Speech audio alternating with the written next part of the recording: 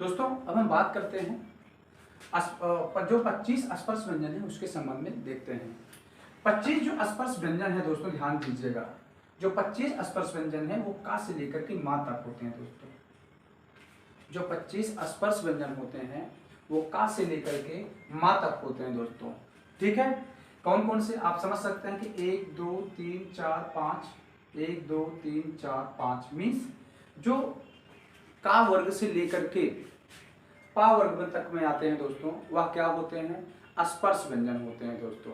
कहने मतलब जब इनको बोला जाता है, ठीक है दोस्तों, तो जो ये कंठ है, कंठ से आप जब बोलते हैं तो वहां से जो हवा निकलती है स्पर्श होते हुए, ठीक है, जीभ को स्पर्श होते हुए निकलती है, उन्हीं क्या कहते हैं दोस्तों? का स्पर्श व्यंजन कहते हैं दोस्तों। ठीक है, तो का से लेकर के माँ तक स्पर्श व्यंजन होता है दोस्तों। यहीं से आप ध्यान दीजिएगा, जो सारे के सारे टर्म हैं यहीं से निकलने वाले हैं।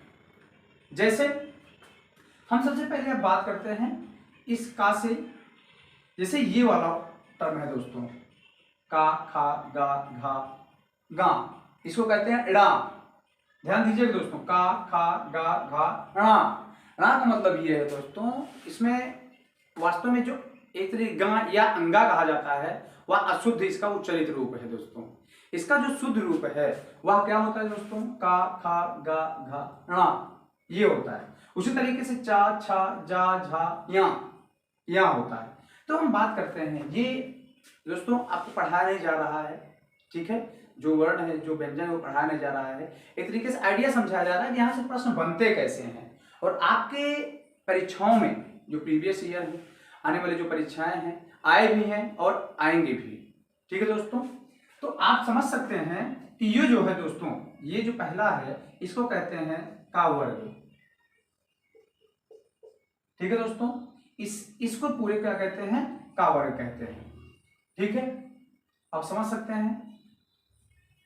फिर उसके बाद है दोस्तों, ये वाला हो जाता है खा वर्ग, ये हो जाता है चा वर्ग, ये चा वर्ग हो जाता है दोस्तों। क्या हो जाता है? चा वर्ग। और ये हो जाता है टा वर्ग, ये हो जाता है ता वर्ग, और ये हो जाता है पा वर्ग। ठीक है दोस्तों, उम्मीद करते हैं यहां तक आपको समझ में आया होगा। ये जो है मीन्स का से लेकर के णा तक, ये क्या होता है? का वर्ग। कहने का मतलब ये है, प्रश्न आता है कि निम्नलिखित में कौन से ऐसे अक्षर या वर्ण हैं जो का वर्ग में आते हैं, या प्रश्न ये बन जाता है कि निम्नलिखित में से कौन से वर्ण ऐसे हैं जो का वर्ग में नहीं आते हैं।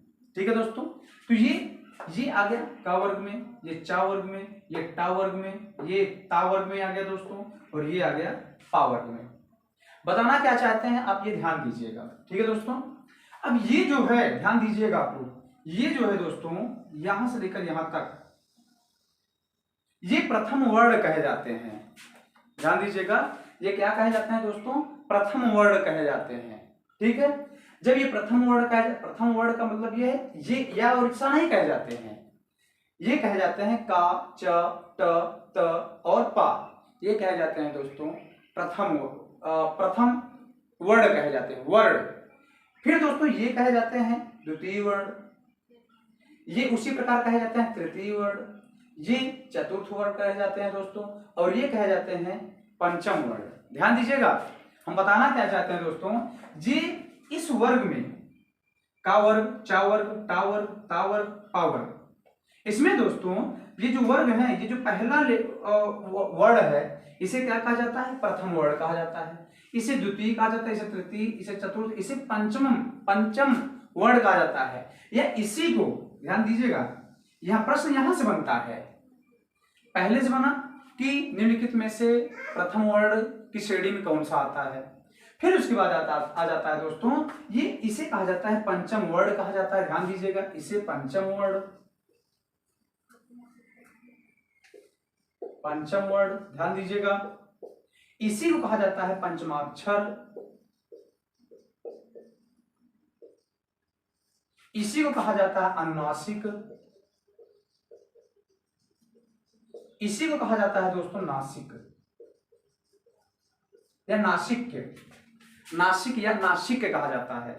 तो प्रश्न यहां से बनता है, यहां से प्रश्न ये बनता है दोस्तों कि निम्नलिखित में से कौन सा अनुनासिक शब्द अनुनासिक वर्ण नहीं है, या निम्नलिखित में से कौन सा अनुनासिक वर्ण है। या एक ग्रुप बनाकर दे दिया जाता है, ऑप्शन में आपको दे दिया जाता है, उसमें से कहा जाता है कि निम्न समूहों में से कौन सा ऐसा समूह है जो पंचमाक्षर है, जो अनुनासिक है, जो नासिक है। इस तरीके से दोस्तों आपसे प्रश्न पूछा जाता है। तो आप देख सकते हैं कि यहीं से एक प्रश्न ये बना कि प्रथम वर्ण में कौन आते हैं, कौन नहीं सम्मिलित है, कौन सम्मिलित है।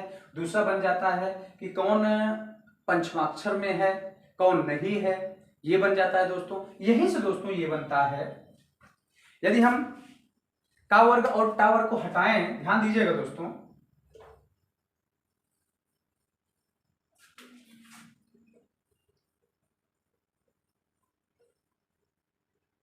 यहीं से यदि हम आगे बात करते हैं दोस्तों, तो ये जो का वर्ग है, ध्यान दीजिएगा, ये कौन सा वर्ग है, ये का वर्ग है, और ये चा वर्ग है दोस्तों। इस तरफ जगह नहीं था दोस्तों, इसीलिए इस तरफ लिख रहे हैं, ये टा वर्ग है, और ये हो जाता है ता वर्ग दोस्तों, और ये हो जाता है पा वर्ग। ठीक है दोस्तों, अब आपको बताते चले कि ये जो का, खा, ग, घ, ड़ा, ये जो का वर्ग के वर्ण हैं, अब यहां से प्रश्न ये बनता है कि जो का वर्ग के वर्ण हैं, ये मुख से कहां से निकलते हैं, किस स्थान से निकलते हैं। जीवा से निकलते हैं, तालव्य से निकलते हैं, कंठ से निकलते हैं, दंत से निकलते हैं, मूर्धा से निकलते हैं, दंतोष्ठ से निकलते हैं, कंठोष्ठ से निकलते हैं। इस संबंध में हम बात करेंगे, क्योंकि आपको पता है कि यह बार बार प्रश्न आता है दोस्तों। ठीक है, विशेष करके यूपी SSSC तथा उत्तर प्रदेश पुलिस वैकेंसी में दोस्तों। तो हम बात करते हैं का वर्ग में। का वर्ग जो है दोस्तों, यह कंठ से निकलता है, कंठ। ठीक है, या इसी को कहते हैं कांठ। ठीक है दोस्तों, तो आप कंठ ही समझे इसको, कंठ से निकलता है। कंठ से जब बोलते हैं दोस्तों का मतलब है कि आपका जो यहां से, ये जो का वर्ग है यहां से बोला जाता है दोस्तों, ये जो कंठ है। आप आगे कुछ भी बोलेंगे का, आपको फील होगा का, खा, गा, घा, पूरा यहीं से आप फील करेंगे, तो यहीं से निकल रहा है दोस्तों। ठीक है, अब उसके बाद हम बात करते हैं चा वर्ग दोस्तों जो निकलता है और तालव्य से निकलता है या तालु से निकलता है। तालु को ही तालव्य कहते हैं दोस्तों। ठीक है, इसी को क्या कहते हैं, तालव्य। इसी को क्या कहते हैं दोस्तों, तालव्य। अब तालव्य आप समझ सकते हैं, तालव्य का मतलब यह है कि जो ये वाला पोर्शन है, ऊपर वाला पोर्शन, उसके थोड़ा सा आगे का भाग दोस्तों। जैसे ये है चा, आप देख रहे होंगे जो आपका जीवा है वो आपके जो ऊपर वाले दांत, आगे वाले दांत हैं, और जो ऊपर का तालु है उसी में टच हो रहा है। चा, छा, जा, झा। आप फील करें कि वास्तव में निकल कहां से रहा है, तो कहां से निकल रहा है यह चा वर्ग, तालु या तालव्य से निकल रहा है। बिल्कुल सिंपल है, आप प्रैक्टिकली आप इसको समझें, रटने का प्रयास करेंगे, हो सकता है भूल जाए। ठीक है दोस्तों, तो ये जो चा वर्ग है या किसमें आप किससे कहां से निकलता है, तालु या तालव्य से निकलता है दोस्तों। ठीक है, अब उसके बाद आता है टा वर्ग। ठीक है दोस्तों, जो टा वर्ग है, टा वर्ग जो है दोस्तों वह मूर्धा से निकलता है, मूर्धा या मूर्धन्य कहते हैं। ठीक है दोस्तों, मूर्धा या मूर्धन्य कहते हैं। तो ये जो टा वर्ग है वह मूर्धन्य, जैसे टा, आप अभी थोड़ा सा इसके पहले आपने चर्चा किया था कि तालव्य की जो चा निकलता है वह मीन्स जो ऊपर का दांत है बिल्कुल उसे सटा हुआ जो तालु है उसी वहीं से निकलता था चा। लेकिन जो ये टा वर्ग है आप देखेंगे जो बिल्कुल मूर्धा से एकदम ऊपर से निकलता है, टा, ठा। जो आपकी जीवा है वो मुड़ी थोड़ी सी रहती है। ठीक है दोस्तों, टा, ठा, डा। तो ये जो है टा वर्ग है या कहां से निकलता है मित्रों, मूर्धा से निकलता है। अब हम बात करते हैं दोस्तों ता से। ठीक है, ता वर्ग। अब ता वर्ग जो है आप समझ सकते हैं, आप पहले बोलें उसके बाद आप डिसाइड करें कि वास्तव में ता कहां से निकल रहा है। ता ता आप देख रहे हैं कि जो मीन्स आपकी जीवा है, जीवा, चूंकि जीवा के आधार पर ही यह क्लियर होता है कि यह वर्ड कहां से निकल रहा है। अब इस समय देख रहे हैं जो ता वर्ग है, उस समय जीवा ता को बोलते समय जो जीवा है वह दांत दोनों ऊपर और नीचे के दांतों से टच हो रहे हैं दोस्तों। इसीलिए इसी आधार पर हम कह सकते हैं कि जो ता है वह कहां से निकल रहा है, दंत से निकल रहा है दोस्तों, या दंत मूल से निकल रहा, आप कह सकते हैं। कहां से दोस्तों, दंत या दंत मूल से। ठीक है मित्रों, दंत जो दंत ता वर्ग है वह कहां से निकल रहा है, दंत मूल से। अब दोस्तों पा है, ठीक है, अब हम पा के बारे में बात करेंगे। पा, अब पा कहां से निकल रहा है आप समझ सकते हैं, कहां से, जैसे ही हम पा कह रहे हैं, फा कह रहे हैं, जो हमारे दोनों होंठ हैं वो क्या हो जा रहे हैं, बंद हो जा रहे हैं, आपस में सट जा रहे हैं। इसका मतलब है कि जो पा वर्ग है वह कहां से निकल रहा है, होंठ से निकल रहा है, ओष्ठ से निकल रहा है दोस्तों। ठीक है, तो इजी है, जो भी ये है सारे के सारे इजी हैं, बस समझने का फेर है मित्रों। ठीक है, तो ये है होंठ या ओष्ठ।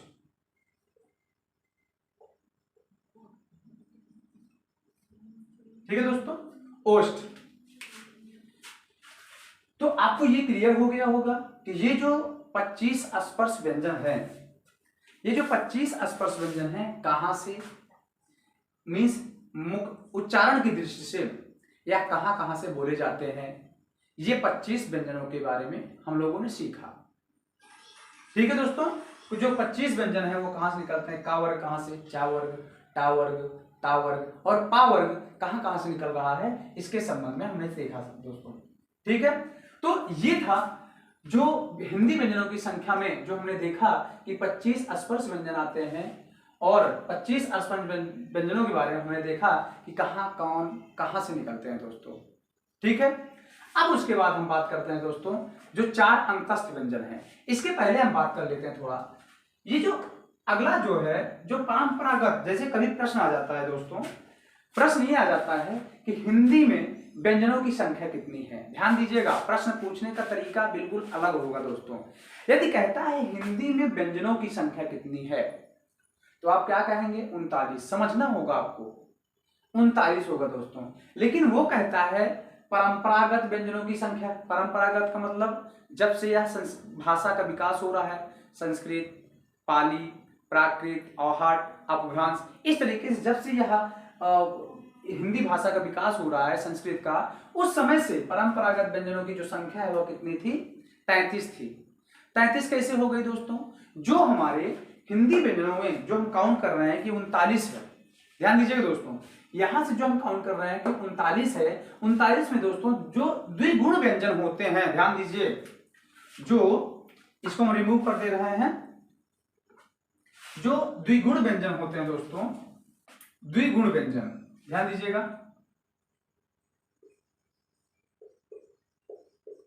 द्विगुण व्यंजन, द्विगुण व्यंजन कौन से थे दोस्तों, जिसको हम कहते हैं उत्क्षिप्त व्यंजन भी कहते हैं।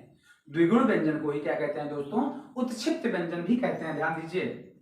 और कभी कभी प्रश्न ये भी पूछ लेता है कि निम्नलिखित में से कौन कौन से द्विगुण व्यंजन है, या निम्नलिखित में से कौन सा द्विगुण व्यंजन है दोस्तों।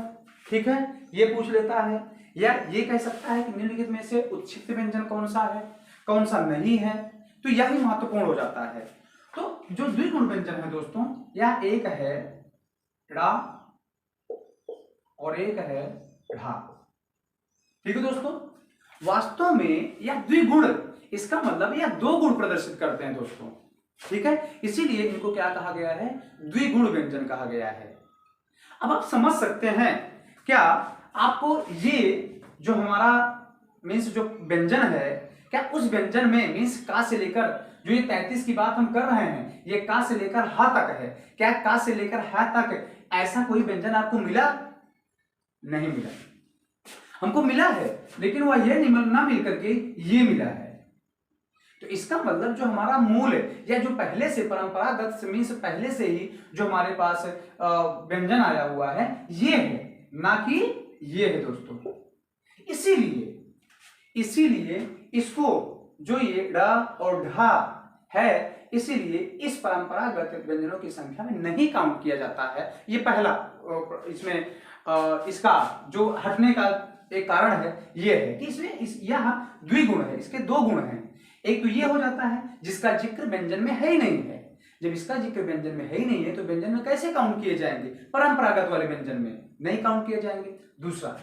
दूसरा आता है दोस्तों जो संयुक्त व्यंजन है।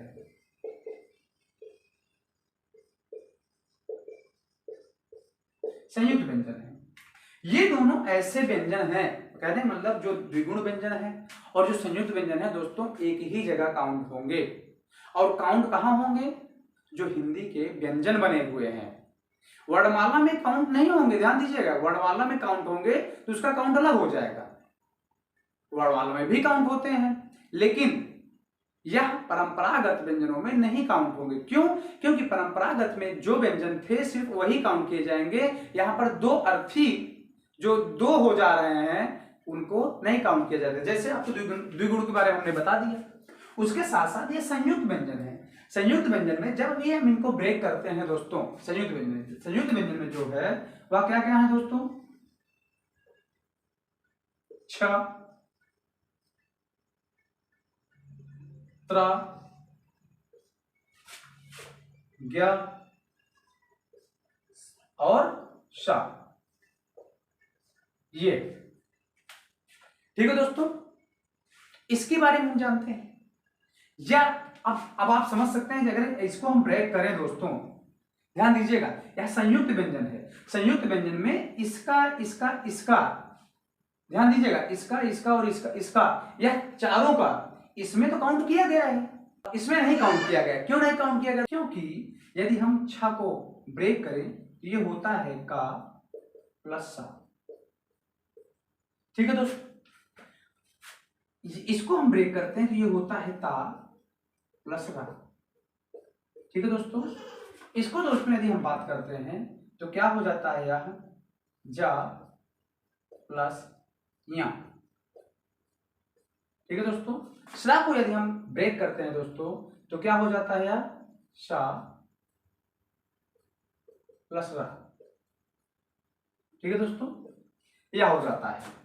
अब आप समझ सकते हैं कि यदि इसमें एक बार हम चूंकि कह चुके हैं कि जो परंपरागत है का से लेकर हा तक ही है दोस्तों। ठीक है, का से लेकर जो हा तक आते हैं वह परंपरागत व्यंजन जो होते हैं उनकी संख्या होती है 33। और इस 33 से आप देख रहे हैं का जो है ऑलरेडी काउंट हो चुका है। और जब का ऑलरेडी काउंट हो चुका है और परंपरागत वाले में सा था ही नहीं, सा एक बार है, वहां पर सा है, तो क्या दोबारा यहां पर काउंट किया जा सकता है? दोबारा काउंट किया नहीं जा सकता है। इसीलिए जो संयुक्त व्यंजन है उसको वहां काउंट नहीं किया जाता है। वही आप देख रहे हैं कि यहां भी रा को एक बार काउंट किया जा चुका है, इसीलिए दोबारा काउंट नहीं किया जाता है।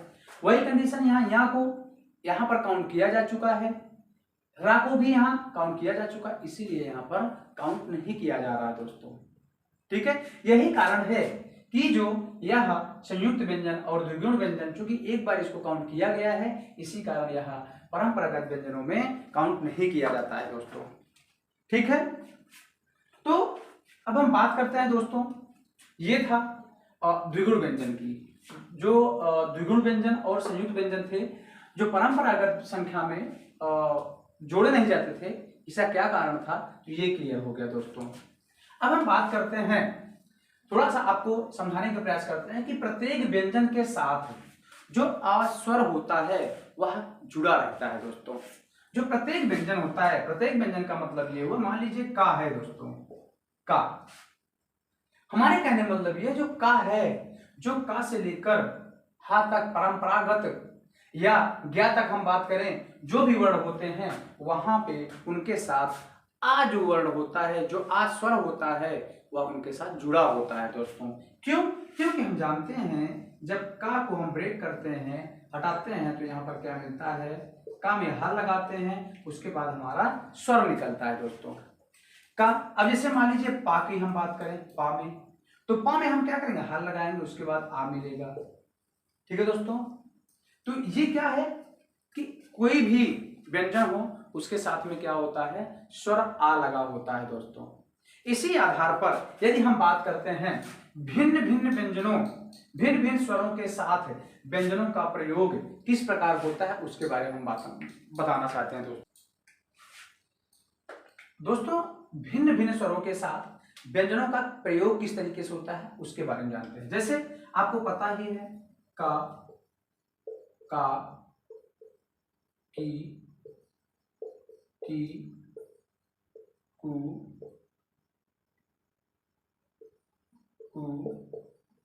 क्री, के, काय, को, काऊ। ठीक है दोस्तों, या आप ये भी कह सकते हैं कांग, का। ठीक है दोस्तों, भिन्न भिन्न स्वरों के साथ जो व्यंजनों का प्रयोग होता है वह किस प्रकार से होता है ये आप भी जानते हैं, हम भी जानते हैं दोस्तों। अब यहाँ पर एक बार रिमाइंड करने की आवश्यकता है। जैसे आपको पता ही है कि भिन्न भिन्न जो स्वर हैं उनके साथ कैसे प्रयोग हो रहा है। जैसे यहाँ पर आप देख ही रहे हैं क्या होता है दोस्तों, का प्लस आ। ठीक है, ये स्वर निकला कि नहीं निकला।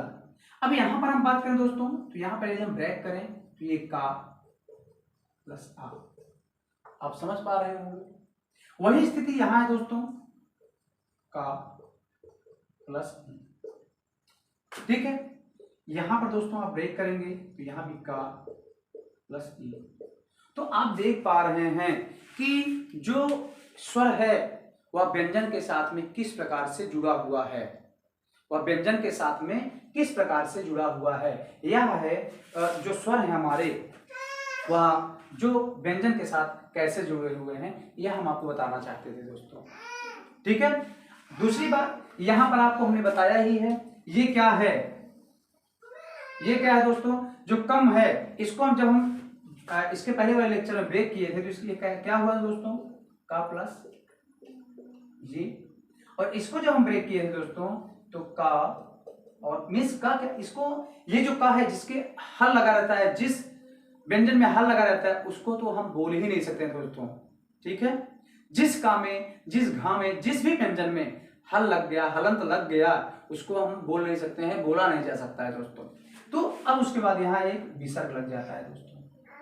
इस प्रकार हम कह सकते हैं कि जो हमारे ये क के ऊपर बिंदी लगी होती है और का के बगल में ही विसर्ग चिन्ह होता है दोस्तों, यह किसमें, स्वर और व्यंजन दोनों में काउंट किए जाते हैं। ये चीज हम इसके पहले वाले लेक्चर में भी बता चुके हैं दोस्तों। ठीक है, आइए अब हम बात करते हैं दोस्तों जो हमारे चार अंतस्थ व्यंजन हैं इसके संबंध में हम बात करते हैं।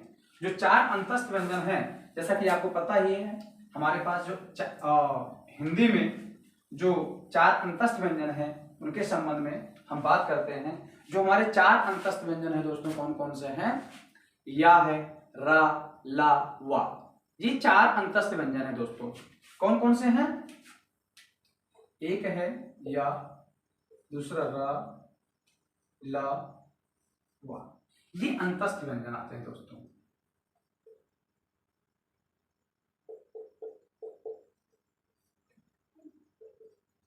ये अंतस्थ व्यंजन होते हैं मित्रों। ठीक है, अंतस्थ व्यंजन आपको पता भी है कि यह परीक्षाओं में बार बार क्वेश्चन पूछे जाने वाला है। ठीक है, ये ऐसे प्रश्न हैं जो परीक्षाओं में बार बार आए हुए हैं और आने की संभावना भी है।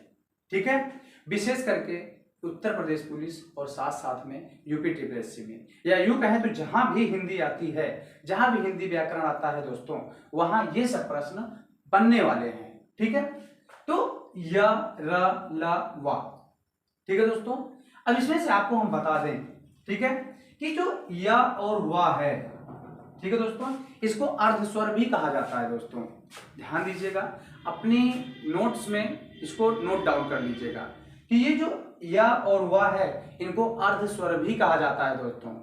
ठीक है, या और वा को अर्ध स्वर भी कहा जाता है दोस्तों। ठीक है, अब हम बात करते हैं कि ये जो हमारे अंतस्थ व्यंजन हैं ये वास्तव में उच्चारण की दृष्टि से जीवा के आधार पर ये कहां से बोले जाते हैं दोस्तों। ठीक है दोस्तों, यह कहां से बोले जाते हैं उसके आधार पर हम बात करेंगे दोस्तों। ठीक है, तो यह कहां से बोला जाता है दोस्तों, यह जो है तालव्य से बोला जाता है, या यूं कहें तो तालु से बोला जाता है। तालव्य को क्या कहते हैं दोस्तों, तालव्य कहते हैं। ठीक है, या कहां से बोला जाता है दोस्तों, या ये कहां से बोला जाता है, ताल मीन्स जो नीचे है, नीचे वाला जो जबड़ा है यहां से, या जीवा है उसी पर रखी हुई है, इसको क्या है, तालव्य या तालु से बोला जा रहा है दोस्तों। ठीक है, रा और ला जो है दोस्तों ध्यान दीजिएगा, रा आप खुद ही बोलिए, रा रा रा रा। तो यह जो दोस्तों रा और ला है यह दंत या दंत मूल से बोले जा रहे हैं, दंत या दंत मूल। ठीक है दोस्तों, दोनों एक ही चीज है। रा और जो ला है वह दंत मूल या दंत से बोले जा रहे हैं दोस्तों। ठीक है, ये है दोस्तों वा। यदि वा के बारे में बात करें दोस्तों, वा आप समझ पा रहे हैं, वा आप जब भी वा को बोल रहे हैं तो आपके होंठ तो हरकत कर ही रहे हैं दोस्तों, होंठ जो है आपस में मिल रहे हैं या गोलाकार हो रहा है, साथ साथ में वा आपका जीवा भी जो नीचे का जो दांत है, दंत है, इसमें भी टकरा रहा है दोस्तों। ठीक है, वा जो आपका वा जीवा है वह जो नीचे के दांत हैं उसमें टकरा, इसका मतलब यह है कि जो वह है वह दंत और ओष्ठ से दोनों से बोला जा रहा है दोस्तों, दंत प्लस ओष्ठ। ठीक है, इसका मतलब है यह दंतोष्ठ, यह कहां से बोला जा रहा है दोस्तों, दंतोष्ठ से बोला जा रहा है। ठीक है, तो ये हमने बात किया कि जो हमारे अंतस्थ व्यंजन हैं उसके संबंध में हमने बात किया कि वास्तव में जो ये अंतस्थ व्यंजन है कहां से बोले जाते हैं, उच्चारण की दृष्टि से कहां से निकलता है दोस्तों। अब हम बात करते हैं कौन कौन से हो गए दोस्तों, 25 स्पर्श व्यंजन हो गए, 4 अंतस्थ व्यंजन हो गए, 4 संयुक्त व्यंजन हो गए। अब हमारे हैं दोस्तों 4 उष्म व्यंजन। अब हम उष्म व्यंजन की बात करते हैं दोस्तों। अब हम बात करते हैं 4 जो हमारे उष्म व्यंजन है उसके संबंध में बात करते हैं। उष्म व्यंजन,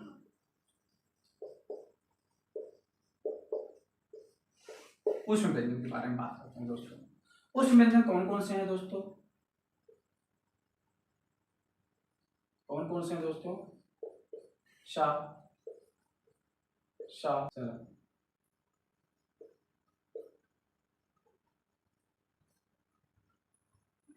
ठीक है दोस्तों। अब हम बात करते हैं ये कहां से मीन्स उच्चारण की दृष्टि से या मुख से मीन्स जीवा के आधार पर ये कहां से निकलते हैं उस पर हम बात करते हैं दोस्तों। जो सा है दोस्तों, ठीक है, यह जो सा है दोस्तों यह कहां से निकलता है, तालव्य से निकलता है। ठीक है, तालव्य या तालु से। ठीक है दोस्तों, तालु से।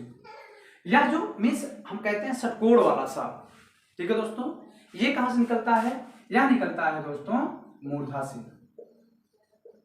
मीन्स टा वर्ग से निकलता है। ठीक है दोस्तों, और टा वर्ग से ही दोस्तों, टा वर्ग से ही मीन्स मूर्धा से ही ई। चलिए स्वर के बारे में हम बात करेंगे। स्वर के जितने भी स्वर हैं कहां से वह जीवा के आधार पर बोले जाते हैं उन पर भी हम चर्चा कर लेंगे क्योंकि वहां से भी प्रश्न आए हुए। अब मीन्स जो सा है, सा के बारे में बात करते हैं। ये सा हो गया, सा, ये सा तालव्य और तालु या सीटी वाला सा कहते हैं जिसे, ये शरीफा या षटकोण वाला सा कहते हैं दोस्तों। ठीक है, मूर्धा से ये होता है सा। ये कहां से निकलता है दोस्तों, यह निकलता है दंत से, दंत या दंत मूल से। ठीक है दोस्तों। अब उसके बाद हा दोस्तों जो है यह कंठ से निकलता है। ठीक है दोस्तों, यह कहां से निकलता है, कंठ से निकलता है। आप इसको नोट डाउन कर लेंगे, यह बहुत ही महत्वपूर्ण है दोस्तों। ठीक है, पहला क्वेश्चन यहाँ से क्या बनता है, आपको दे देगा, ऑप्शन में दे देगा और कहेगा कि जो निम्नलिखित में से कौन सा ऐसा समूह है जो कि उष्ण व्यंजन कहे जाते हैं। अब हम बात करते हैं, उष्ण व्यंजन हो गया। अब हम बात करते हैं दोस्तों द्विगुण व्यंजन के बारे में, आपको बता ही चुके हैं, अभी हमने चर्चा किया था द्विगुण व्यंजन क्या है, कौन से द्विगुण व्यंजन हैं। या क्वेश्चन कभी कभी ये भी आ जाता है दोस्तों, द्विगुण व्यंजनों की संख्या क्या है। यह बहुत ही इंपॉर्टेंट है दोस्तों, आपको संख्या जरूर याद होनी चाहिए। द्विगुण व्यंजन कितने हैं दोस्तों, आगत व्यंजन कितने हैं, ठीक है।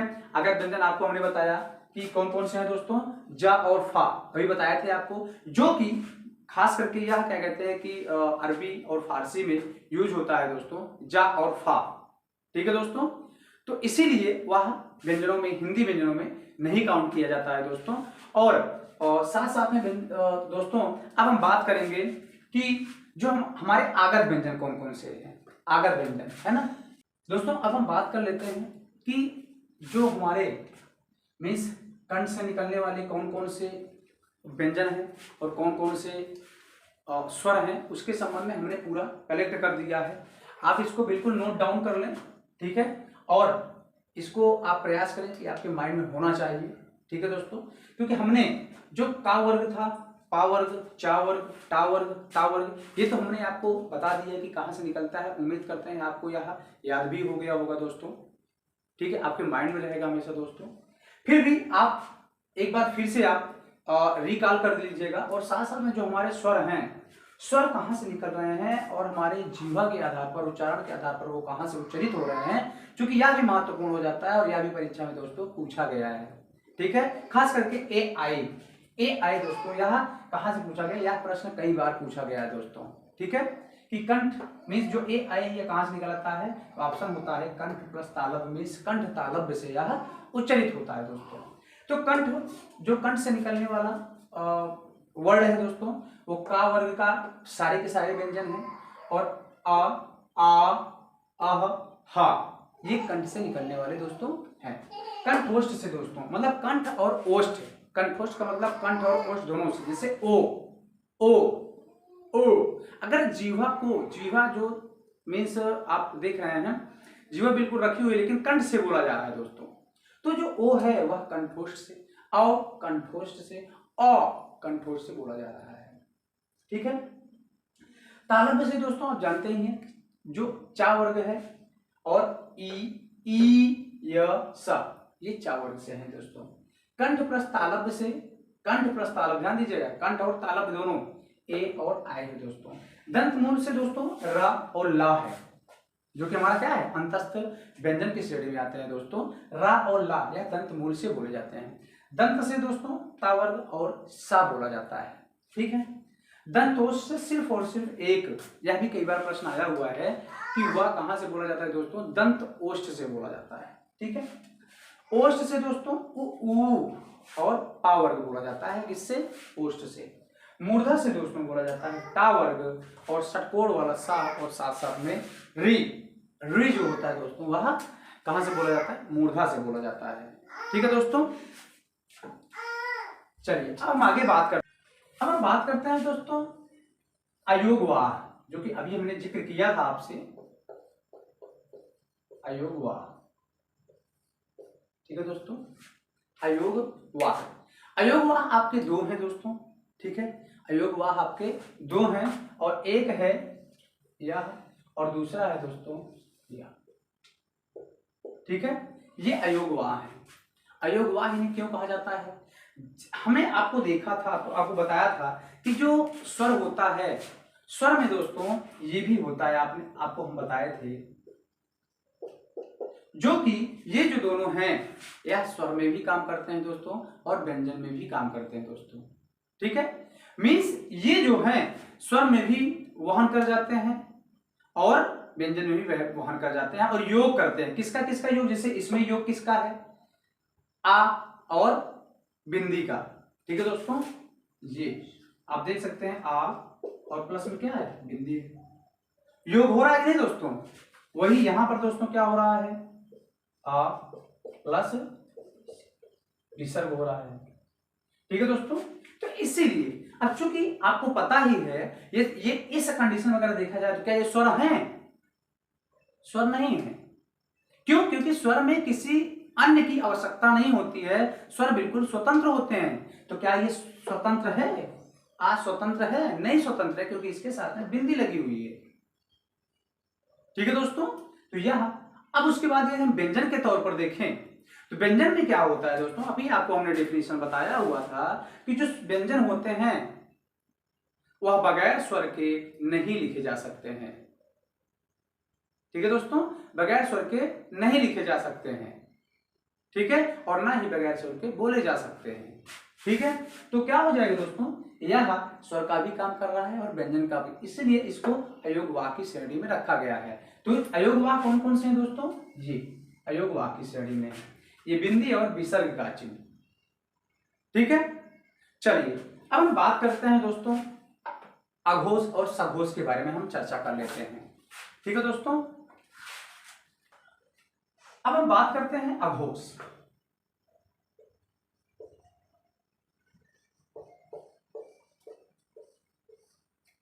अघोष जो व्यंजन होते हैं दोस्तों, उसके संबंध में हम बात करने वाले हैं कि अघोष व्यंजन कितना कौन होते हैं दोस्तों।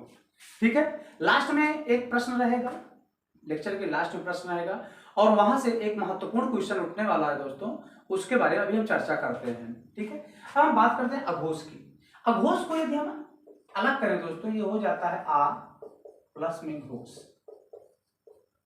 ठीक है दोस्तों, आ का मतलब दोस्तों क्या होता है, एक तरीके से कह सकते हैं ना, नहीं। ठीक है दोस्तों, और घोष का मतलब होता है, घोष का मतलब होता है दोस्तों स्वर तंत्र में जो कंपन होता है, जो हमारे स्वर तंत्र या स्वर यंत्र होते हैं, जो हम बोलते हैं जहां से दोस्तों वहां कंपन होता है, तो स्वर तंत्र में कंपन के बारे में घोष कहलाता है दोस्तों। ठीक है, इसका मतलब है कि जिस व्यंजन को बोलने पर हमारे स्वर तंत्र में कंपन ना हो, आ का मतलब अघोष, इसका मतलब कंपन ना हो, वह क्या, कौन से शब्दों, कौन से व्यंजन होते हैं? अघोष व्यंजन होते हैं दोस्तों। ठीक है, जिस मीन्स जिन शब्दों को, जिन व्यंजनों को बोलने पर हमारे स्वर तंत्रियों में कंपन ना हो, डेफिनेशन जरूर, परिभाषा जरूर नोट कर लीजिएगा कि जिन व्यंजनों को बोलने पर हमारे स्वर तंत्रों में कंपन ना हो, वैसे व्यंजन अघोष कहलाते हैं दोस्तों। ठीक है, वैसे व्यंजन क्या कहलाते हैं? अघोष कहलाते हैं। जैसे दोस्तों अघोष कौन कौन से हैं, ध्यान दीजिएगा। अघोष मीन्स आप जानते ही हैं, का वर्ग, चा वर्ग, ध्यान दीजिएगा, इसी पर हम बात करने वाले हैं दोस्तों। मीन्स का वर्ग से लेकर के पा वर्ग तक, का वर्ग से पा वर्ग तक जो चर्चा होती है दोस्तों इस पर। अघोष वो होते हैं प्रत्येक वर्ग के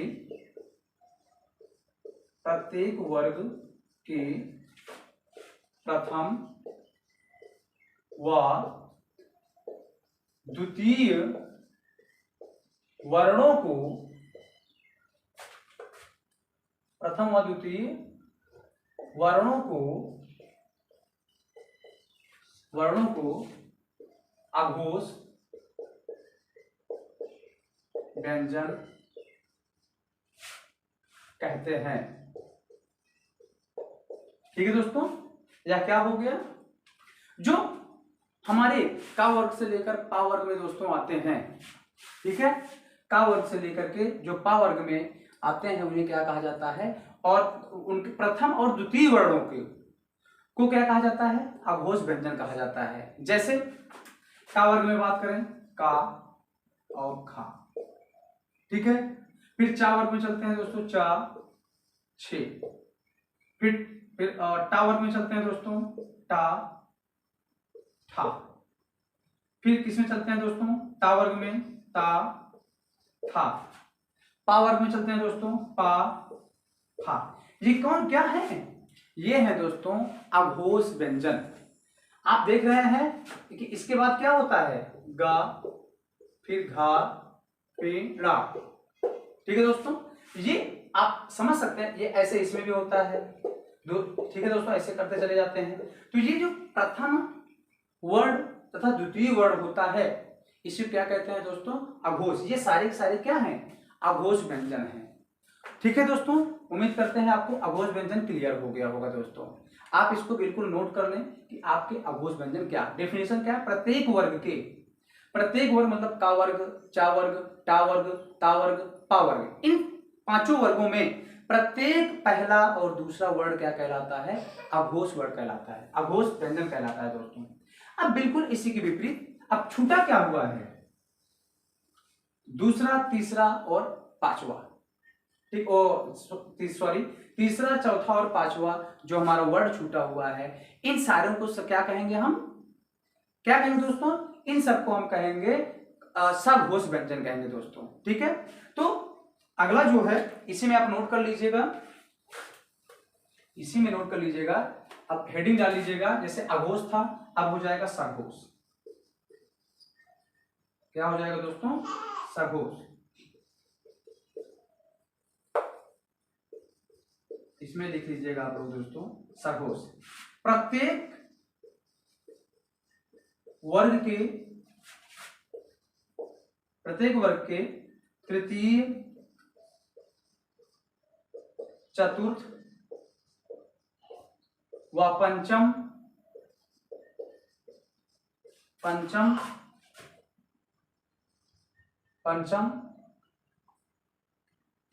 प्रत्येक वर्ग के तृतीय, चतुर्थ और पंचम वर्णों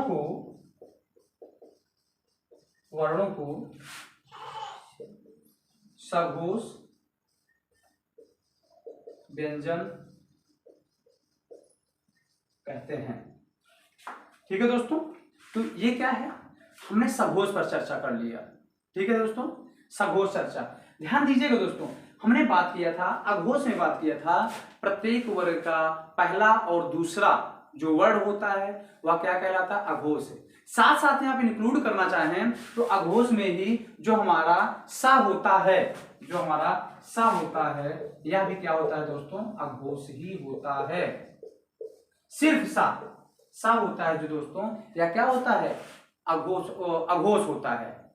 शेष जो भी होते हैं वह सारे के सारे क्या होते हैं दोस्तों? सघोष होते हैं। ठीक है दोस्तों, वह जो भी होते हैं, और उसके साथ साथ जो सघोष में अंतस्थ व्यंजन होते हैं वह भी क्या होते हैं दोस्तों? सघोष होते हैं।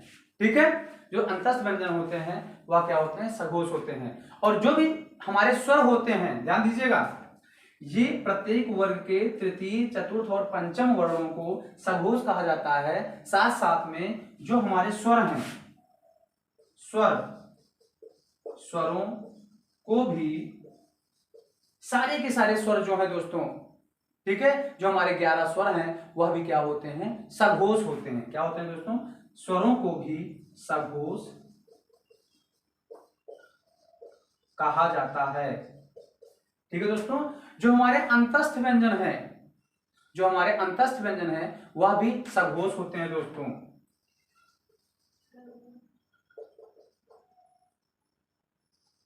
अंतस्थ व्यंजनों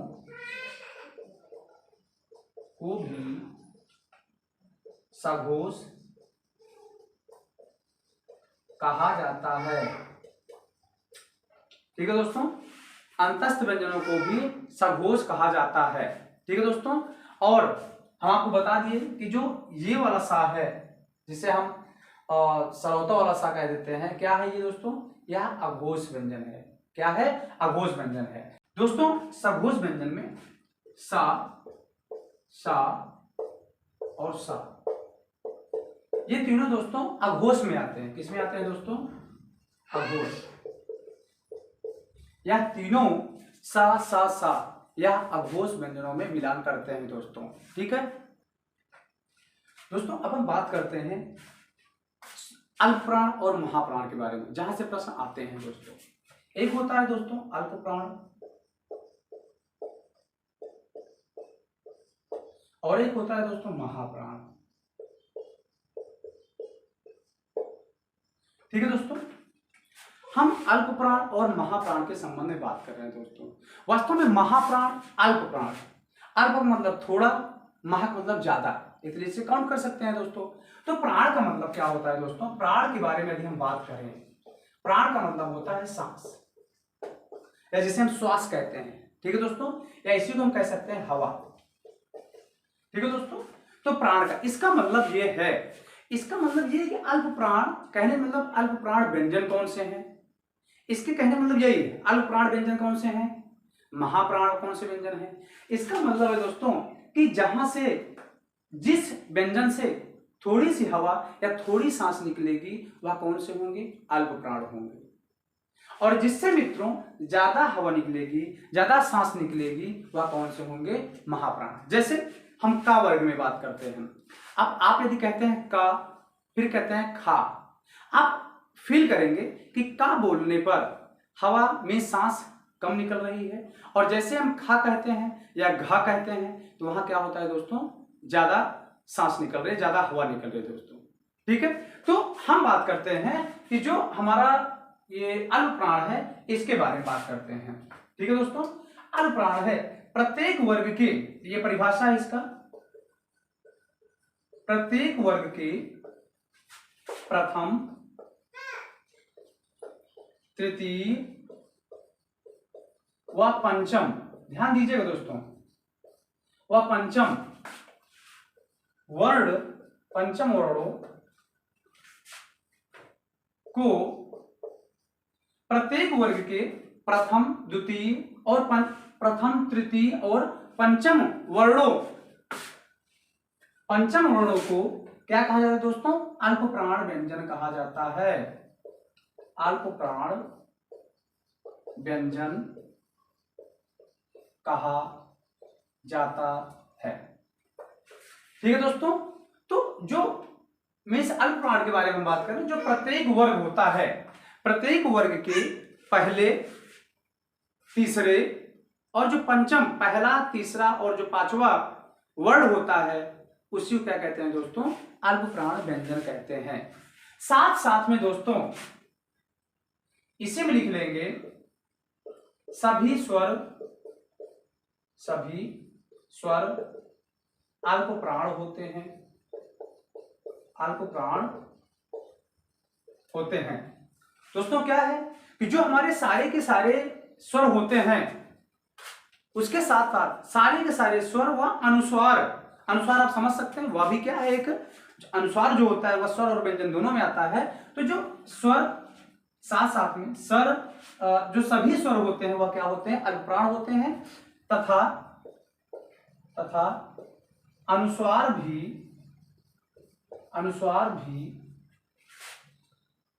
अल्प प्राण होते हैं, ठीक है दोस्तों। तो आपकी ये परिभाषा हो गई अल्प प्राण की, और उम्मीद करते हैं कि ये भी जो भी कथन आपको लिखा गया है यह आपको समझ में आ रहा होगा। क्या है, प्रत्येक वर्ग के प्रथम, तृतीय और जो पांचवा अक्षर होगा, वर्ण होगा, वह दोस्तों क्या होगा, आपका अल्प प्राण व्यंजन होगा। साथ साथ में जो आपके सारे के सारे स्वर हैं, जो अनुस्वार हैं, वह क्या होंगे दोस्तों, वह भी क्या होंगे, अल्प प्राण होंगे। जैसे आ, ई, उ, ए, आई, ओ, औ, क्या यहां से हवा ज्यादा निकल रही है, बिल्कुल नहीं, ठीक है दोस्तों, बस थोड़ा बहुत, ठीक है। लेकिन यदि हम कह दें सा, तो जैसे ही सा कह रहे हैं तुरंत हवा तेजी से निकल रही है आपके मुख से, ठीक है। कोई भी सा कह दें, सा सा सा, या हा कह दें, हा कह रहे हैं तो भी क्या हो रहा है दोस्तों, ज्यादा हवा निकल रही है, ठीक है दोस्तों। तो यह क्या हो जाता है। अब हम बात करते हैं महाप्राण के संबंध में, ठीक है। महाप्राण की यदि परिभाषा की बात करें दोस्तों, महाप्राण की परिभाषा की बात करें तो यह हो जाता है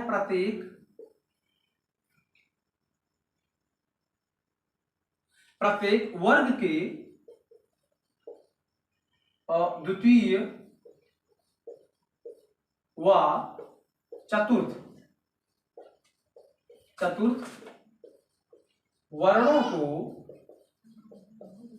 वर्णों को महाप्राण कहा जाता है, ठीक है दोस्तों। अब आप समझ गए होंगे कि जो हमारा किसी भी वर्ग का उसके प्रत्येक दूसरा और जो हमारा चौथा वर्ण होता है वह क्या कहलाता है दोस्तों? महाप्राण कहलाता है। उसके साथ साथ दोस्तों ऊष्म व्यंजन भी महाप्राण कहे जाते हैं।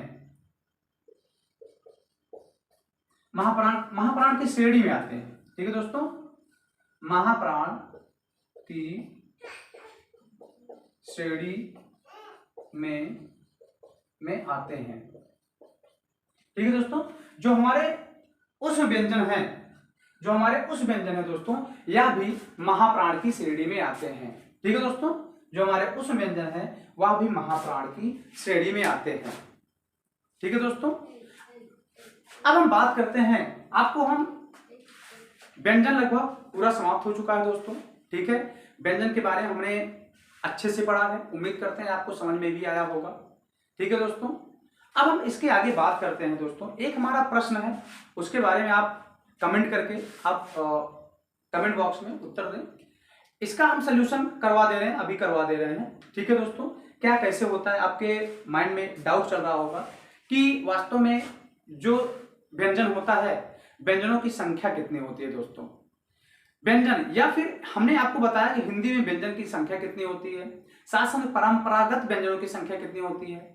लेकिन ये हमने चर्चा अभी नहीं किया है, थोड़ा सा चर्चा किया था कि हिंदी में वर्णों की संख्या, हिंदी वर्णमाला में वर्णों की संख्या कितनी होती है दोस्तों। ठीक है, तो हम इसके बारे में बात करते हैं दोस्तों। ठीक है, इसी के बारे में बात करेंगे कि हिंदी वर्णमाला में वर्णों की संख्या कितनी है दोस्तों।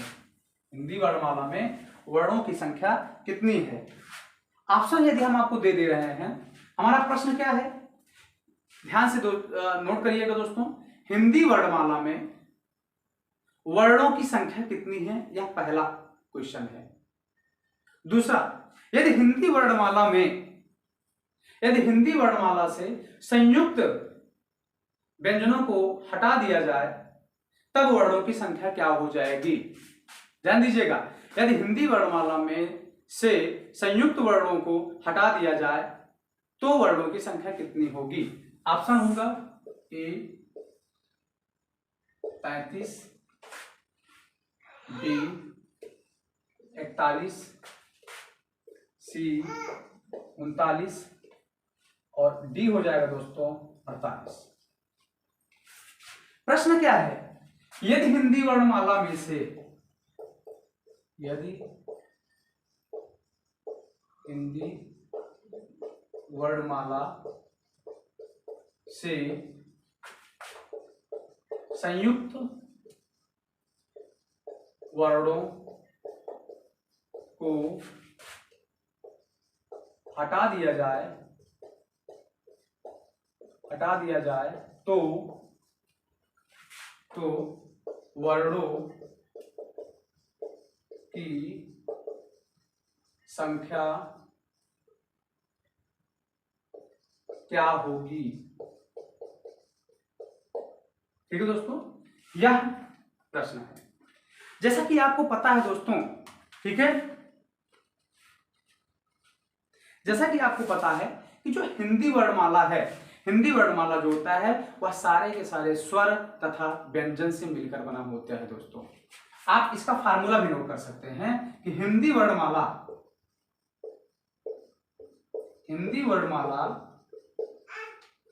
बराबर होता है दोस्तों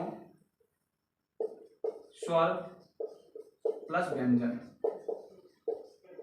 ठीक है दोस्तों, अब आप समझ सकते हैं कि स्वर कितने होते हैं दोस्तों, कितने होते हैं दोस्तों 13, और व्यंजन कितने होते हैं दोस्तों, कितने होते हैं दोस्तों व्यंजन होते हैं दोस्तों 39। ठीक है, जो स्वर होते हैं 13 होते हैं। ठीक है, और जो व्यंजन होते हैं कितने होते हैं दोस्तों 39 होते हैं दोस्तों। अब इनको जब हम ऐड कर देते हैं तो कितना हो जाता है दोस्तों 52 हो जाता है। ठीक है, 52 हो जाता है। अब यदि हम इस 52 में से क्या कह रहा है कि जो ये हिंदी के सारी वर्णमाला है, ये पूरा क्या है हिंदी में वर्णमाला, हिंदी के मीन्स जो हिंदी वर्णमाला है उसमें वर्णों की संख्या, ध्यान दीजिएगा ये व्यंजन नहीं है, ये वर्ण है, ये व्यंजन नहीं है। 52 जो दिख रहा है यह व्यंजन नहीं है, यह वर्णों की संख्या है दोस्तों। और इसी में से कह रहा है कि इसमें से संयुक्त वर्णों को हटा दिया जाए तो, संयुक्त वर्णों को हटा दिया जाए तो आपके पास कितने वर्ण बचेंगे दोस्तों।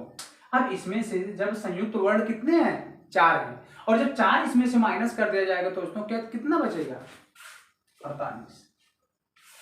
ठीक है दोस्तों, यह मीन्स आपको पता होना चाहिए कि हिंदी वर्णमाला बराबर होता है स्वर प्लस व्यंजन होता है। और इस जो टोटल वर्णमाला है हिंदी 52 है, और इस 52 में से जो संयुक्त वर्णमाला है, वर्ण है मीन्स सा सा सा ह, उन सबको हटा दिया जाए, वो छ त्रंग ज्ञ और री को हटा दिया जाए तो क्या हो जाएंगे दोस्तों, कितने हो जाएंगे, 48 हो जाएंगे। ठीक है, तो ये आपका एक लास्ट क्वेश्चन था। ठीक है दोस्तों, उम्मीद करते हैं यह क्लास आपको अच्छी लगी होगी। ठीक है दोस्तों, आप अपनी तैयारी को मेंटेन रखें। ठीक है, हमारे इस चैनल पर हिंदी का सीरीज तथा इतिहास का सीरीज चल रहा है, आप हमसे जुड़े और फ्री में यह क्लासेस चल रही है। ठीक है दोस्तों, और हमसे जुड़े, यहाँ से वही आपको पढ़ाया जाएगा जो आपके एग्जाम में आने वाला है दोस्तों। और 100% गारंटी ली जाती है कि जितना नोट्स आपको तैयार करवाया जाएगा उसी में से क्वेश्चन आएगा, उससे बाहर नहीं आएगा दोस्तों। ठीक है, यदि आप हमारे नए चैनल पर नए हैं तो चैनल को सब्सक्राइब करें, अपने मित्रों के साथ शेयर करें। ठीक है दोस्तों, आज के लेक्चर यहीं पर समाप्त होता है दोस्तों। जय हिंद, नमस्कार।